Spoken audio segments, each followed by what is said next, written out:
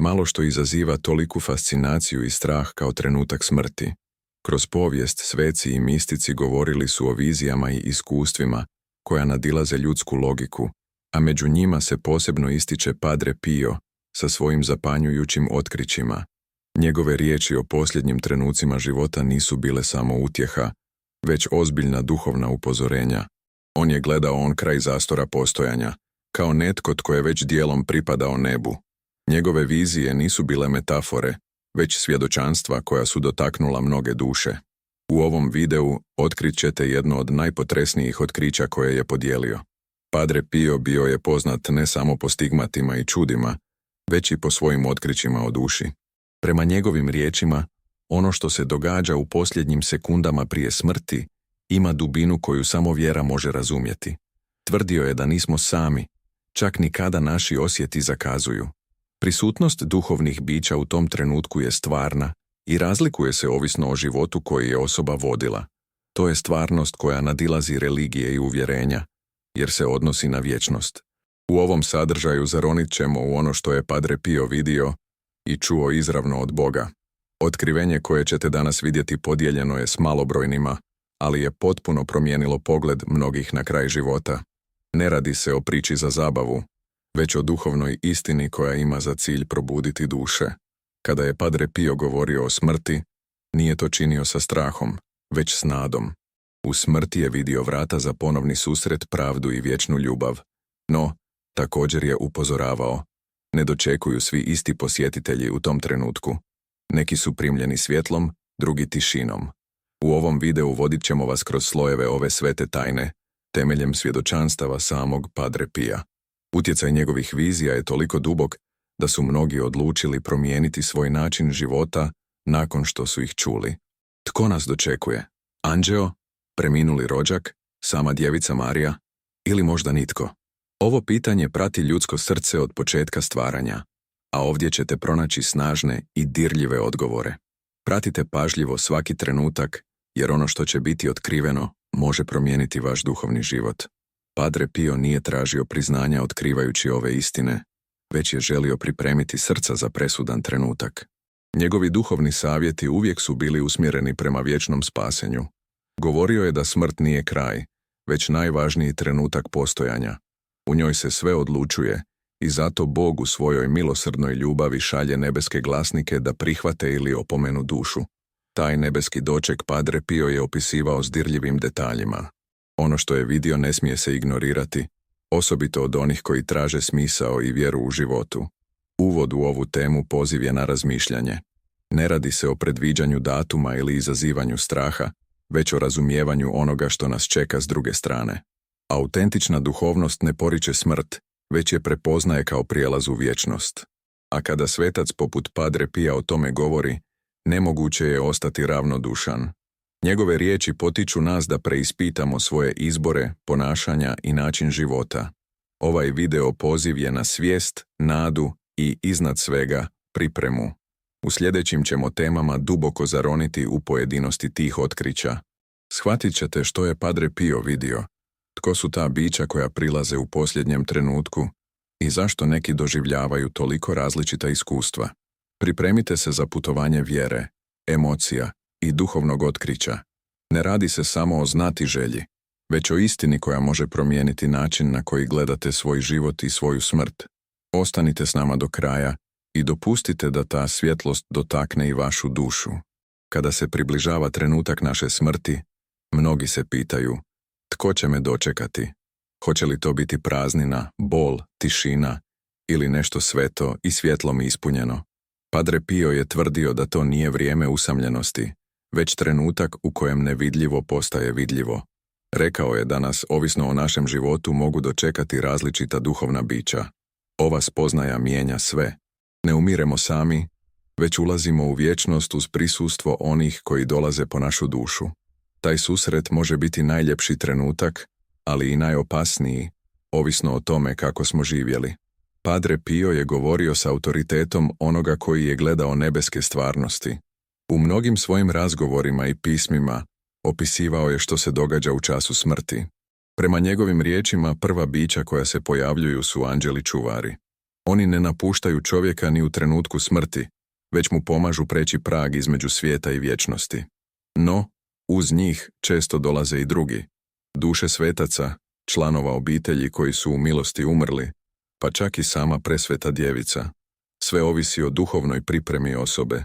Tko dolazi, ne ovisi o emocijama, već o stanju duše. Ako je osoba živjela u milosti, činila djela ljubavi, molila i pokajala se za grijehe, ona može očekivati svjetlosni doček. Ti trenuci nisu zamišljeni kao san, već kao stvarni susreti s vječnim bićima. Padre Pio je imao dar da vidi te susrete kod drugih, osobito kada je bio prisutan u trenutku njihove smrti. Opisivao je sjaj, mir i prisutnost svetaca. S druge strane, oni koji su odbacivali Božju milost, često su umirali u tjeskobi, bez ikakvog utješnog prisustva.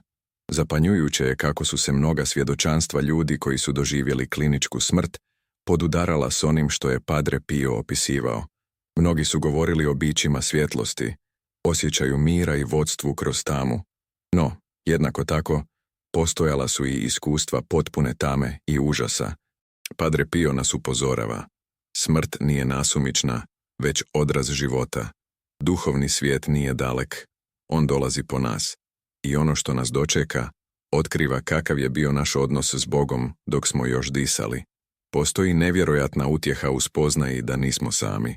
Mnogi ljudi se boje smrti jer je zamišljaju kao gubitak svega, identiteta, odnosa, postojanja. No, Padre Pio nas uči da je to susret s istinom i s onima koji nas ljube na dubljoj razini od svake zemaljske ljubavi. Osobito ističe anđela čuvara, koji prati čovjeka od rođenja do smrti i u tom trenutku mu šapuće riječi utjehe, odvodi ga pred Božje lice. Neki ljudi osjećaju njegovu prisutnost snažnije, dok drugi zbog duhovne sljepoće ostaju izgubljeni. Jedno od najsnažnijih svjedočanstava Padre Pija odnosi se na smrt jednog čovjeka koji je čitav život bio ateist. U trenucima smrti, Padre Pio je vidio kako se oko njega okupljaju anđeli i njegova majka, koja je molila za njegovu dušu. Taj čovjek je u posljednjem trenutku otvorio srce Bogu. To pokazuje da nikad nije kasno, ali i koliko je važno imati nekoga tko nas čeka. Nebeski svijet je aktivan i prisutan, ali ne nameće se. Bog poštuje slobodu, no šalje znakove, pozive i prisutnosti da nas spase. Zato je ključno razumjeti. Smrt nije ni kraj ni praznina, već prijelaz. Onaj tko se priprema za taj susret ne mora se bojati. Umjesto straha dolazi mir, umjesto tame svjetlo. Tko nas dočekuje? Oni koje smo ljubili, anđeli koji su nas čuvali, sveci koji su molili za nas. Ali samo ako smo Bogu rekli da tijekom života. Padre Pio nam ne govori samo tko dolazi, već nas poziva da budemo spremni, jer vrata se otvaraju onima koji kucaju s čistim srcem. Padre Pio nije samo govorio o smrti, on ju je vidio. Njegove mistične vizije bile su toliko snažne i jasne, da su mnogi koji su ga poznavali tvrdili kako je već dijelom pripadao nebeskom svijetu. Bio je obdaren darovima bilokacije, čitanja duša i viđenja duhovnog svijeta. Ove milosti nisu bile za njegovo uzdizanje, već za spašavanje duša. Prema njegovim riječima, Bog mu je dopustio vidjeti ono što je skriveno ljudskim očima i ono što je vidio ostavlja bez daha. Jedna od najsnažnijih vizija odnosila se na prijelaz duše iz zemaljskog u vječni život. Padre Pio je opisivao trenutke kada bi duše napuštale tijelo i kretale prema svjetlu, no ne sve u istom pravcu. Neke su bile obasjane mirom i anđelima, dok su druge bile uvučene u tamu i bol. On je osjećao prisutnost nevidljivih bića koja su dolazila po duše, ali i onih koja su ih pokušavala spriječiti. Taj duhovni sukob oko jedne duše bio je za njega stvaran i duboko dramatičan. Padre Pio često je govorio o dvijema stazama koje se otvaraju nakon smrti. Jedna vodi prema Božjem svjetlu gdje duša biva primljena s ljubavlju i mirom. Druga je staza mračna i hladna, puna samoće i kajanja. No ono što najviše pogađa jest da je Bog do posljednje sekunde spreman pružiti milost. Čak i u trenucima kada zli duhovi dolaze po dušu, ako se ona obrati srcem Bogu, cijelo nebo dolazi u pomoć. Te vizije Padre Pija bile su duboko usmjerene prema nadi i spasenju. Osim trenutka smrti, Padre Pio je imao viđenja o dušama koje su već prešle u vječnost. Često je komunicirao s dušama iz čistilišta koje su dolazile tražiti molitvu.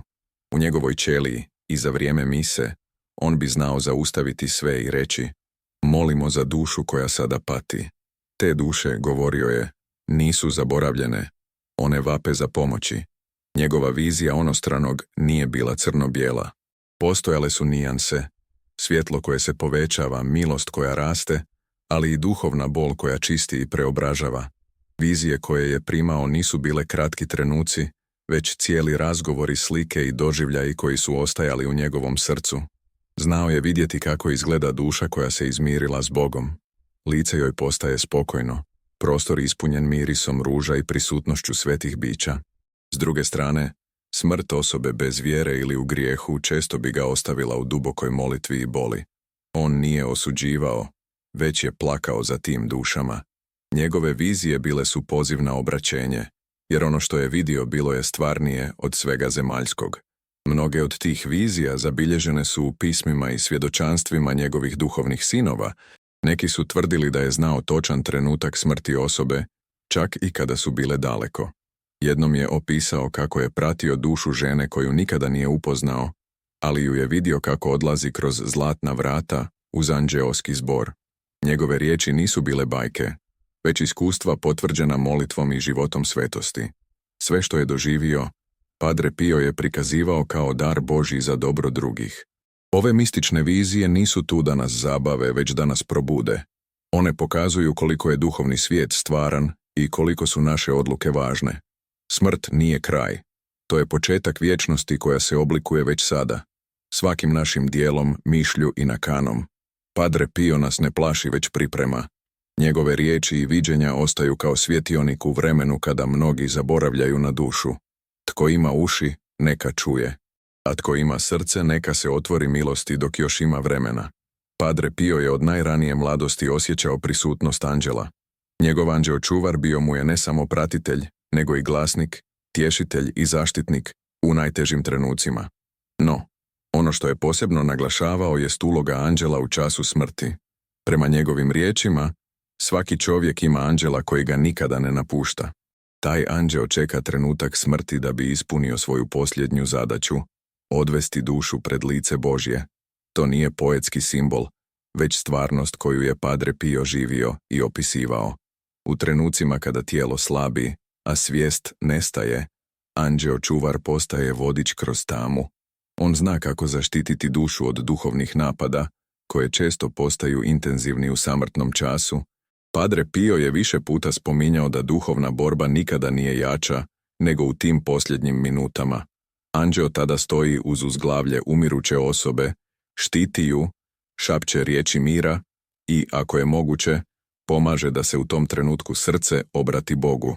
Nije slučajno da su mnogi ljudi pred smrt doživjeli neobjašnjiv mir. Padre Pio je učio vjernike da često mole anđela čuvara. Ne samo kao duhovnu praksu, već kao pripremu za onaj trenutak kada će taj isti anđeo biti posljednje prisustvo koje će vidjeti. Govorio je da su neki ljudi, zahvaljujući životu u milosti i molitvi, mogli jasno osjetiti ili čak vidjeti svog anđela. Neki su na samrti govorili da vide biće svjetlosti kako im pruža ruku. To nije bila halucinacija, već ispunjenje obećanja koje Bog daje onima koji mu vjeruju, da nikada neće biti sami. U brojnim svjedočanstvima koja okružuju Padre Pia, pojavljuje se isti obrazac. U času smrti, prostor postaje ispunjen nevidljivom prisutnošću. Svećenici, redovnice, pa čak i liječnici govorili su o neobjašnjivoj tišini, mirisu ili osjećaju nečeg svetog u prostoriji.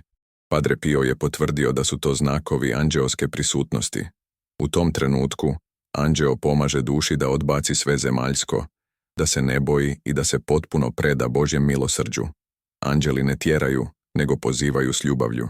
Uloga anđela nije samo pratiti dušu, već svjedočiti njezinom životu.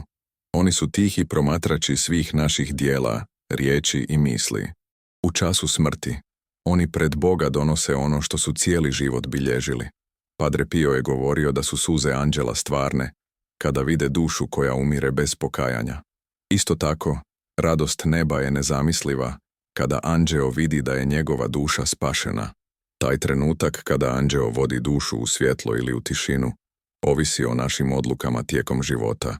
Oni koji su poznavali Padre Pia znali su da nikada ne zaboravlja spomenuti anđele u svojim pismima. Upozoravao je na njihovu prisutnost, ali i na našu ravnodušnost prema njima. Učio je, razgovaraj s njim, zovi ga, slušaj ga, jer kada dođe smrt, taj odnos postaje presudan. Ako smo živjeli u prijateljstvu s anđelom, tada smrt nije zastrašujuća. Tada imamo pratnju koja nas vodi preko rijeke suza, ravno u zagrljaj oca. To je stvarnost koju mnogi danas zaboravljaju, a Padre Pio ju je neprestano naglašavao. Spoznaja da imamo anđela koji nas nikada ne napušta mijenja cijeli pogled na život i smrt. Nismo izgubljeni, nismo prepušteni slučaju. Postoji biće koje nas poznaje bolje od bilo koga, koje zna svaku našu borbu i svaku našu molitvu. I kada dođe posljednji čas, ono će biti tu, ne da sudi, nego da vodi. Padre Pio nas poziva da već sada produbimo taj odnos, jer to nije prazna pobožnost, nego ključna priprema za vječnost. U svijetu tame, anđeo je svjetlo koje nikada ne gori. Jedno od najčešćih pitanja koje vjernici postavljaju glasi: hoću li ponovno vidjeti svoje voljene?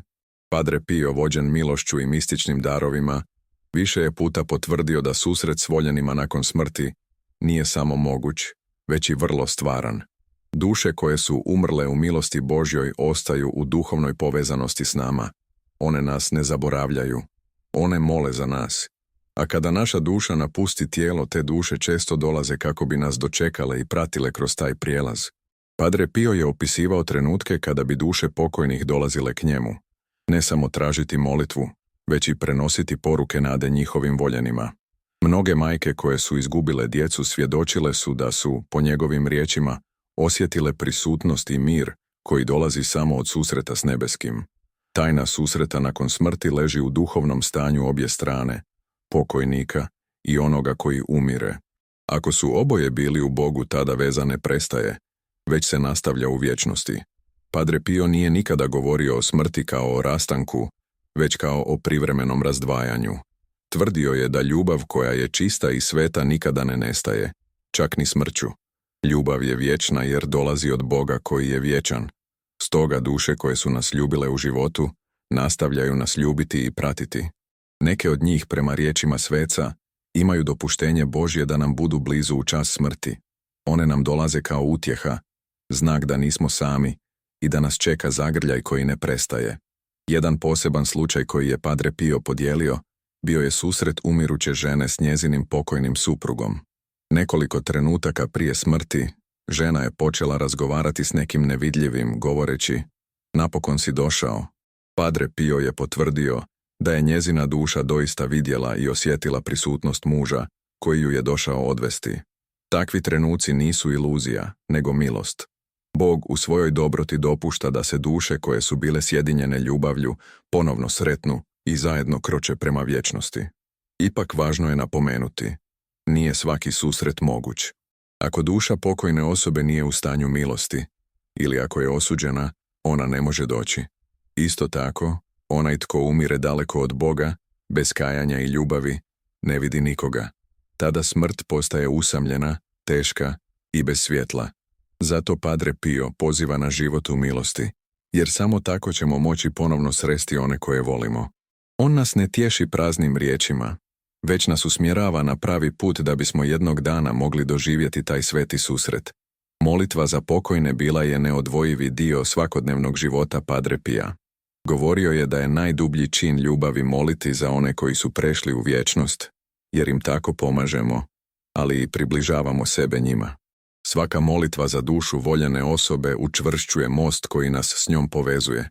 I kada dođe naš trenutak, ta duša, očišćena i pomilovana, može doći k nama i uzeti nas za ruku.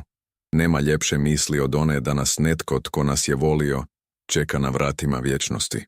Ova istina koju je Padre Pio neprestano navještao daje novu dimenziju smrti. Ne kao kraj, nego kao početak ponovnog susreta. Srce koje tuguje za pokojnim voljenima može pronaći mir u vjeri. Jer ako smo zajedno hodali u ljubavi, molitvi i vjeri, tada ćemo biti zajedno i kada se ugase svjetla ovoga svijeta.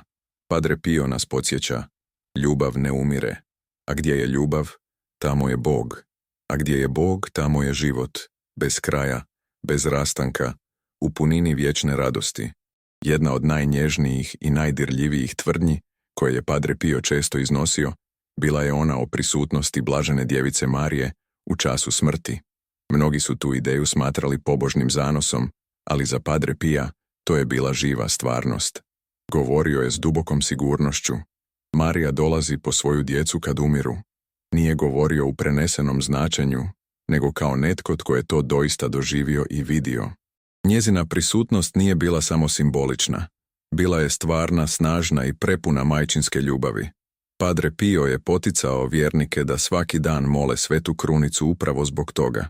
Tvrdio je da oni koji vjerno mole Krunicu imaju poseban zavjet s Marijom, da neće umrijeti bez njezine prisutnosti.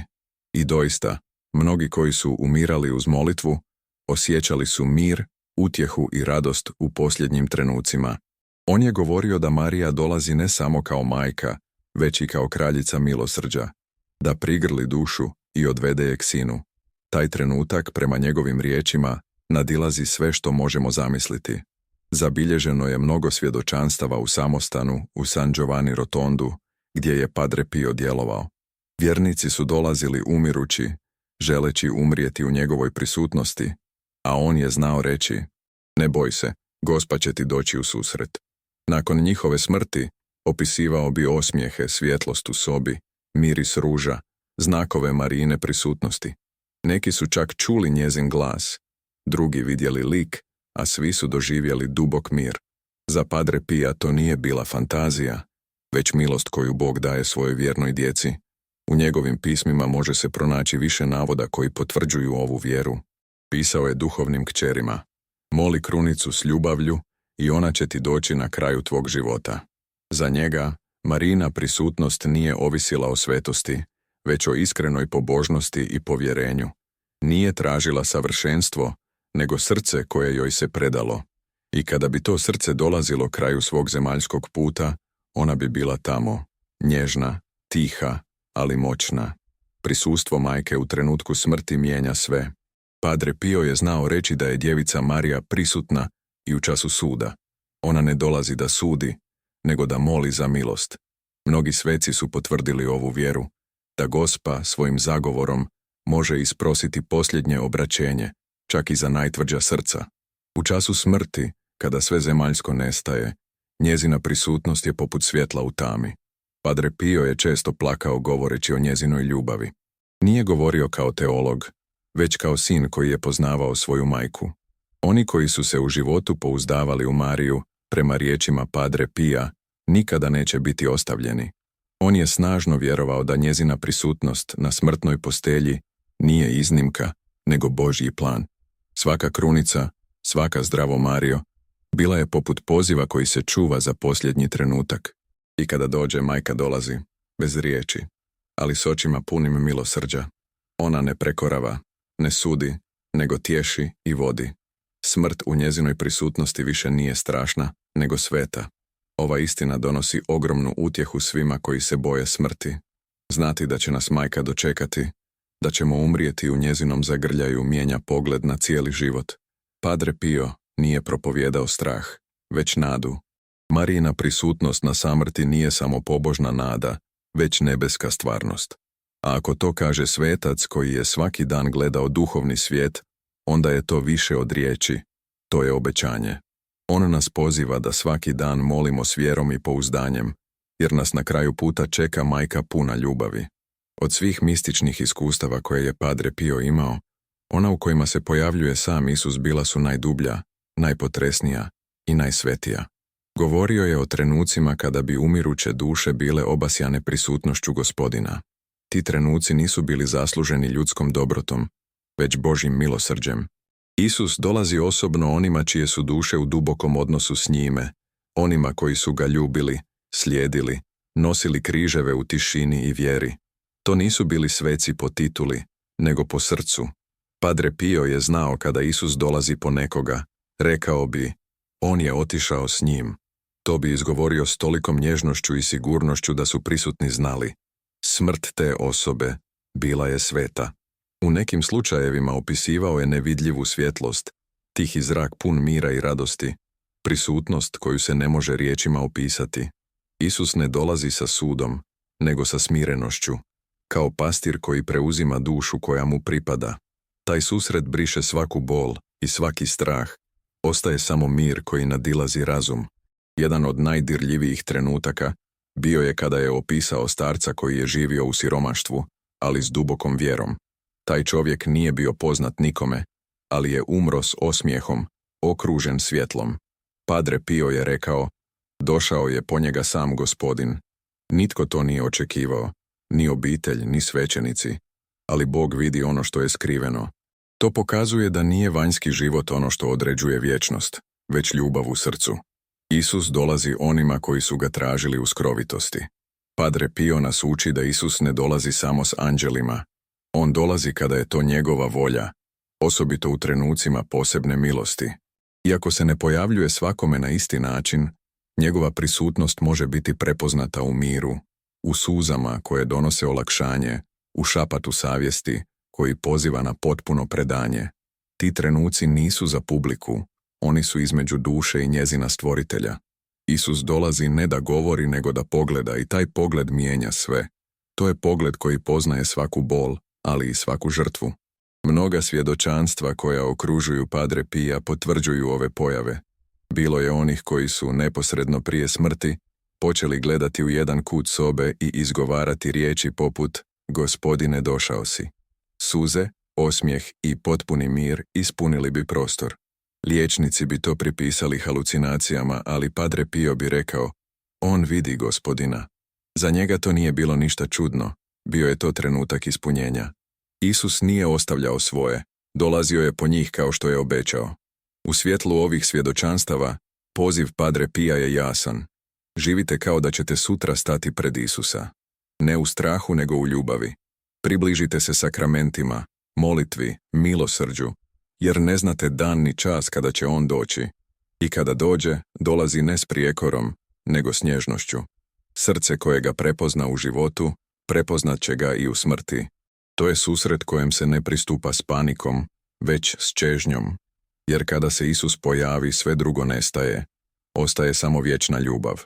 Padre Pio nas podsjeća da je svaki dan prilika da produbimo odnos s Isusom. Njegova pojava u času smrti nije rezervirana za izabrane, već za one koji ga iskreno ljube. A ljubav se gradi u tišini, u vjernosti, u križevima koje nosimo u svakodnevici. Ne moramo biti poznati svijetu, dovoljno je da budemo poznati njemu. I kada dođe čas, on će doći po nas, ne kao sudac, nego kao prijatelj koji dolazi kući. To je najveća utjeha koju vjera može dati. Padre Pio je jasno i često govorio o trenutku koji slijedi odmah nakon smrti, o takozvanom posebnom sudu. To nije simboličan događaj, nego stvarna duhovna stvarnost. Duša se tada suočava s istinom o svom životu, licem u lice s Bogom. Sve što je bilo skriveno postaje jasno. Nema izgovora, nema pretvaranja. Taj sud nije kazna, već potpuno otkrivanje duše pred onim koji nas je stvorio iz ljubavi. Padre Pio je naglašavao, to je trenutak kada se sve odlučuje. Prema njegovim riječima, posebni sud je čin Božje pravednosti i milosrđa istovremeno. Isus ne sudi s osvetom, već s potpunom pravdom. Duša tada sama vidi svoj život, kao da gleda film, svaki trenutak, svaku odluku, svaku izgovorenu riječ. Padre Pio je rekao da su mnoge duše ostajale šokirane kada bi shvatile koliko je Božja ljubav bila prisutna u njihovim životima, a koliko su je puta odbacile. To otkriće donosi ili spokoj, ili duboko kajanje. Ono što je posebno dirljivo u njegovom učenju jest naglasak na Božju želju za spasenjem svakog čovjeka. Posebni sud nije postavljen da osudi, nego da potvrdi ono što je duša odabrala dok je još bila na zemlji. Bog poštuje slobodu čovjeka do kraja. Ako je duša živjela u ljubavi i pokajanju, ona s radošću prihvaća presudu koja je vodi u nebo ili čistilište. Ali ako je duša odbacivala Boga, čak i u času smrti, tada ulazi u stanje potpune odvojenosti, što je pakao. Padre Pio je znao reći, Bog nikada ne šalje dušu u pakao, ona sama bira. To je ključna istina koju je stalno naglašavao. Ljubav Božja nudi se svima, ali se ne nameće. U trenutku posebnog suda, duša shvaća koliko je bila voljena i koliko je puta imala priliku vratiti se Bogu. Taj trenutak ne traje vječno, ali je presudan. Sve se događa u jednom dahu, ali posljedice su vječne. Zato je Padre Pio pozivao na svakodnevno obraćanje, jer ne znamo kada će taj trenutak doći. Zanimljivo je kako su mnogi koji su prošli iskustvo bliske smrti opisivali sličan trenutak, svjetlo koje im pokazuje njihov život, ne s osudom, nego s jasnoćom. Mnogi su se zbog toga vratili potpuno promijenjeni. Padre Pio je potvrdio ta svjedočanstva riječima: da, to je svjetlo Kristovo. Ono pročišćuje, pokazuje i poziva. No kada duša umre, više nema slobodne volje za odabir. Ono što je izabrala na zemlji, to postaje njezina vječnost. Stoga je posebni sud trenutak istine, ne onakve kakvu mi zamišljamo, već istine gledane Božjim očima. Padre Pio je pozivao svoje duhovne sinove da žive svaki dan svjesni te istine. Govorio je: živi kao da ćeš danas stati pred lice Božje. To nije poziv na strah, već na budnost. Jer onaj koji živi s Bogom nema se čega bojati. Njegov sud neće biti iznenađenje, već ispunjenje čežnje srca koje zna kome pripada. U konačnici, posebni sud nije kraj, to je početak vječnosti. Duša tada ulazi u svoje vječno stanje. Bilo to zajedništvo s Bogom u raju, pročišćenje u čistilištu ili trajna odvojenost u paklu. Padre Pio je molio i postio za duše u tom trenutku, jer znao je koliko je odlučujući, i nas poziva da budemo spremni, da se ispovjedamo često, ljubimo puno i živimo kao djeca svjetla, jer kada dođe taj sud, sve će biti jasno, a samo ljubav ostaje. Jedna od najtežih, ali najvažnijih istina koje je Padre Pio naglašavao, tiče se onih koji, u času smrti, ostaju sami. To nisu rijetki slučajevi, već duše koje su svjesno, uporno i do kraja odbacile Božju milost. On ih nije osuđivao, ali je otvoreno govorio o toj mogućnosti, da postoje ljudi koji umiru u stanju teškog grijeha, bez pokajanja, bez molitve, bez vjere. U takvim slučajevima, rekao je, u sobu ne dolazi nitko. Nema anđela, nema svetaca, nema Gospe. Samo tišina i tama. To je najdublja tragedija koju ljudska duša može doživjeti, da ostane bez Božjeg pogleda u posljednjem trenutku. Padre Pio je plakao za takvim dušama. Govorio je da im je Bog tijekom života slao bezbrojne prilike za povratak. Kroz patnje, savjest, riječi drugih ljudi, bolesti i nesreće. No kad se srce učvrsti u odbijanju, kada se slobodna volja okrene protiv Boga do samoga kraja, tada ni nebo ne može ući. Jer Bog ne siluje ljubav, on je nudi. Ako je čovjek odbije, sam bira svoju vječnost. Padre Pio je upozoravao na duhovnu ravnodušnost kao najveći grijeh našeg vremena. Ljudi koji više ne osjećaju potrebu za Bogom, koji misle da mogu bez milosti, često su oni koji umiru sami. Ne u fizičkom smislu, nego duhovno. Njihove smrti su tjeskobne, hladne, često iznenadne. Nema osmijeha, nema svjetla, samo nemir. On je znao osjetiti duhovno stanje umirućih i govorio je da ga osobito boli kada vidi dušu koja odlazi, a nitko je ne dolazi dočekati. To je gubitak koji se ne može opisati. U jednoj prilici Padre Pio je bio upitan zašto se neka osoba činila izgubljenom unatoč uspješnom životu. Njegov odgovor bio je kratak. Imao je sve, osim Boga. To je bio podsjetnik da ni slava, ni bogatstvo, ni uspjesi ne znače ništa u času smrti. Samo milost. A bez milosti duša ostaje izložena duhovnim silama koje je slijedila u životu. Oholosti, mržnji, bludu, ravnodušnosti. I tada, kada bi svi očekivali nebeski dolazak, nastane praznina. To je tišina pakla. Padre Pio je često molio za teške slučajeve, one koji su živjeli daleko od Boga. Nadao se posljednjem trenu milosti, posljednjem da, izgovorenom srcem. Jer znao je da i jedna jedina iskrena misao pokajanja može promijeniti vječnost. No također je znao da to ne ovisi o željama drugih, već o slobodnoj volji pojedinca.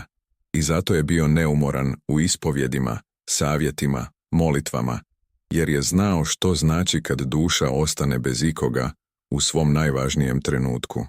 Najdublja bol neba nije kad netko pogriješi, već kad odbije biti spašen. Padre Pio je često govorio, pakao postoji jer su ga mnogi sami izabrali. To nije metafora, to je stvarnost. On je vidio posljedice tog izbora, znao za duše koje su mogle biti spašene, ali nisu željele. I to nas sve poziva na ozbiljnu introspekciju. Jesmo li zaista otvoreni Božjoj milosti? Ili živimo kao da nećemo nikada stati pred njega? Jer oni koji ne žele Božju prisutnost u životu, ne dobiju je ni u smrti. Ova istina, koliko god bila teška, nije izrečena da nas uplaši, već da nas probudi. Padre Pio je uvijek završavao ovakve poruke s pozivom na obraćenje. Nije htio da itko propadne. Njegovo srce bilo je ispunjeno suosjećanjem i upravo zato nas upozorava, ne igraj se s vječnošću. Prilike koje danas imamo sutra možda više neće postojati. I zato je danas dan spasenja. Danas je vrijeme da odlučimo. Želimo li da nas netko dočeka kad dođe naš čas? Ili želimo ostati sami? Izbor je naš. Padre Pio je neumorno ponavljao, spasenje je svakome dostupno, ali ne dolazi bez odgovora. Život je neprestani hod prema vječnosti, a smrt nije tragedija za onoga koji je spreman. Zato je njegov poziv bio jednostavan, ali snažan. Budi pripravno srce. Nije važno koliko si puta pao, nego koliko si puta odlučio ustati i vratiti se Bogu. Milost je uvijek dostupna, ali vrijeme nije neograničeno. Posljednji trenuci našeg života nisu trenuci odluke, već posljedica odluka koje smo već donijeli. Mnogi žive kao da će vječnost početi sutra. Odgađaju obraćenje, ispovjed, molitvu, pomirenje. No Padre Pio nas podsjeća, nitko ne zna dan ni čas. Smrt dolazi tiho, često bez najave, i tada se sve zaključava. Zato je danas dan kad trebaš odlučiti gdje želiš provesti svoju vječnost. Svaka molitva, svaka misa, svaki čin ljubavi, svaka iskrena ispovjed, to su cigle u kući koju pripremamo u nebu. Spasenje nije slučajnost, nego svjesni put. On je svojim životom svjedočio koliko vrijedi jedna duša. Ispovjedao je satima, patio s Kristom, nosio stigme.